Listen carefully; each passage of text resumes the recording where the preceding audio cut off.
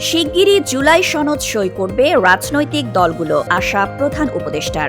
দৈনিক সংবাদ দিগন্ত পত্রিকার সাথে আছি আমি ফারিহা আঞ্জুম স্বর্ণা। অন্তর্বর্তী সরকারের প্রধান উপদেষ্টা ডক্টর মোহাম্মদ ইউনূস আশা প্রকাশ করেছেন, দেশের রাজনৈতিক দলগুলো শিগগিরই সাংবিধানিক ও রাজনৈতিক সংস্কারের মূল বিষয়গুলো নিয়ে একটি জুলাই সনদ সই করবে। তার ভাষায় এ সংস্কারের লক্ষ্য হল বাংলাদেশে আরেকজন স্বৈর শাসকের উত্থান রোধ করা। বুধবার জাতিসংঘ সাধারণ পরিষদের অধিবেশনের ফাঁকে নিউ ইয়র্কে পাকিস্তানের প্রধানমন্ত্রী শেহবাজ শরীফের সঙ্গে বৈঠকে একথা বলেন তিনি। বৈঠকে আসন্ন জাতীয় নির্বাচন, সংস্কার উদ্যোগ, পাকিস্তানের ভয়াবহ বন্যা পরিস্থিতি, দ্বিপাক্ষিক বাণিজ্য ও আঞ্চলিক সহযোগিতা নিয়ে আলোচনা হয়। প্রফেসর ডক্টর ইউনূস পাকিস্তানের বন্যায় 1000-এর বেশি মানুষের মৃত্যুতে শোক প্রকাশ করেন।